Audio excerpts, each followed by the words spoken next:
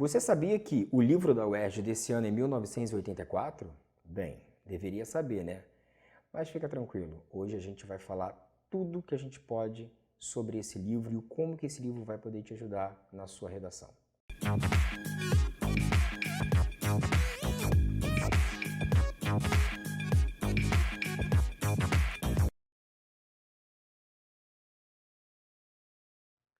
E aí, voltei. Para quem não me conhece, sou Júlio Amorim, diretor do Foco Medicina, professor de redação. Porém, vá lá na nossa página agora, rapidinho, dá uma curtida, compartilha, segue a gente que vai ter boas dicas quentinhas para você no Foco na UERJ. Bom, agora vamos ao que importa. Vamos falar sobre o livro? Pois bem, quem é esse cara? Vamos dar uma olhadinha aí. Fiz um resuminho bom pra caçamba para vocês. Olha lá. O escritor, na verdade, ele se chamava Eric Arthur Blair. Nasceu na Índia Britânica em 1903 e era bem debochado, bem humorado para a época. Claro, não um debochado zorra total que nem hoje não, mas era bem debochadinho para a época. Suas duas obras mais de destaques, de referência, foi 1984 e A Revolução dos Bichos. Duas obras bem metafóricas, muito interessantes, vale a leitura no momento que você esteja aí, buscando uma leitura de prazer. O resumo da obra, dá uma olhadinha. A história se passa em 1984, num futuro meio distópico, num futuro que eu não sei se vai ser, se vai deixar de ser, mas para muitos foi um livro profético, né? Um livro que falava sobre o que viria para a humanidade, para a galera, enfim.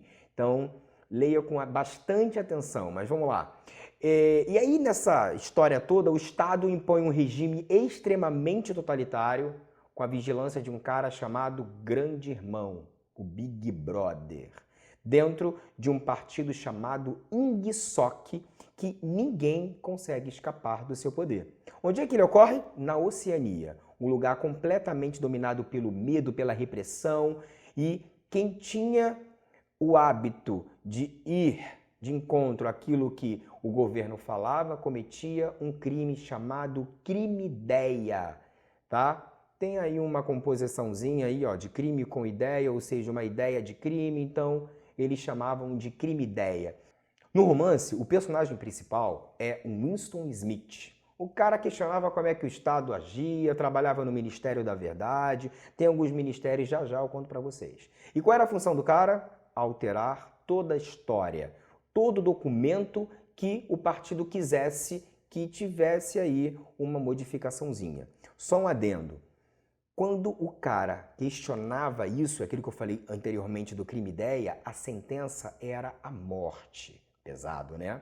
Pois bem, ele era responsável, Winston, pela propaganda, a reescrita do passado. O cara pegava lá, reescrevia documento, dados e blá blá blá.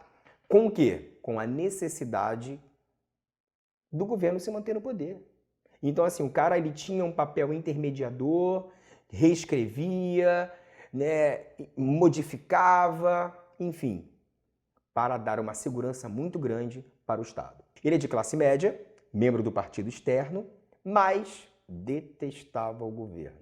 Vivia completamente pressionado, ele e todo mundo, a um modelo extremamente totalitário. Mas ainda assim o cara se apaixona pela Júlia, uma colega de trabalho que, da mesma forma que ele, em segredo, também detesta o governo e os dois resolvem se juntar e ir contra o partido. Vamos lá. Como é que esse partido, né, como é que era dividido esse Estado e blá blá blá? Era da seguinte forma, nós tínhamos três classes aí. Primeiro, os membros núcleo do partido, que era a classe privilegiada. Depois, os membros externos do partido, que era a classe média. Por fim, os proletas, os ferrados. Os caras não tinham preocupação nenhuma do governo. Proleta é proleta, não é risco, é a nossa classe pobre hoje, na verdade. Classe ignorante, sem risco de qualquer tipo de pensamento, né, de criar uma manifestação, alguma coisa que fosse contra o governo, então nem olhados eles eram. Como é que os caras olhavam isso aí? Né? Pelas teletelas. O grande Big Brother disso, o grande irmão, nunca foi visto pessoalmente, tinha foto do cara espalhada por tudo quanto é lugar, com um dizer embaixo assim, ó, ele controla e vê tudo. E aí, galera, essas teletelas, elas tinham todas as casas, microfones que controlavam exatamente o horário que o cara chegava, o horário que o cara saía, o horário que ele ia dormir, determinava o horário que ele tinha que fazer as coisas, complexo. E, dentro dessa ótica, não tinha como não ser vigiado. Na Oceania, era um estado que basicamente não tinha lei. Todos tinham que obedecer ao partido, ao ministério, ao grande irmão. Quem não era, por exemplo, fiel, obediente, era denunciado para a polícia do pensamento. Essa polícia do pensamento, além de fiscalizar os cidadãos, punia. Levava, como Winston e a Júlia, sua namorada, foram, porque foram pegos, levavam para um lugar chamado Quarto 101. Para muitos, na obra, era o pior lugar do mundo. Lá, eles passavam por várias torturas, por várias cenas brabas, né, que são descritas no livro, uma tortura braba mesmo, ditatorial, a fim de que fossem curados. Curados do quê? Da sua própria existência, curados da sua ótica de questionamento, daquilo que faz a gente ser o que a gente é. Mas, dentro de todo esse contexto, o Winston foi torturado por um carinha chamado O'Brien. E aí, rapaz, não teve jeito. Ele engoliu todas as suas concepções e acabou aceitando o partido, aceitando o Big Brother, como o livro diz, sendo curado. E quais são as considerações finais disso? Essa obra ela traz um questionamento muito legal para hoje, que é a vigilância 24 horas. É telefone, é rede social, é a câmera na rua. Ou seja, as pessoas o tempo inteiro vivem vigiadas 24 horas por dia. O livro, claro, foi escrito lá atrás.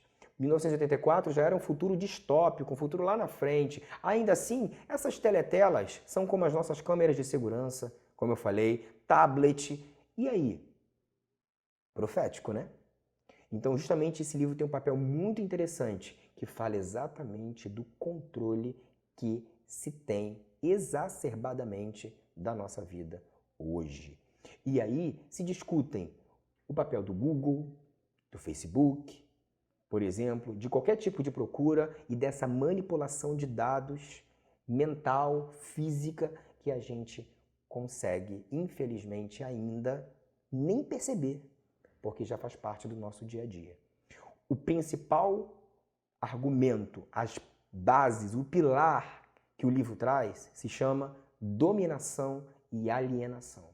E, infelizmente, todos que não estivessem dentro desse modelo era perseguido e eliminado pelo governo. Bem, esse é um resuminho gostoso, bonito, que vai te ajudar bastante para você colocar na sua redação. Ao longo das nossas próximas aulas, eu vou dar uma diquinha para vocês de como usar, onde usar, de que forma usar, e vai ficar legal. Essa foi a nossa aulinha no Foco na UERJ de hoje. Valeu, gente. Até a próxima.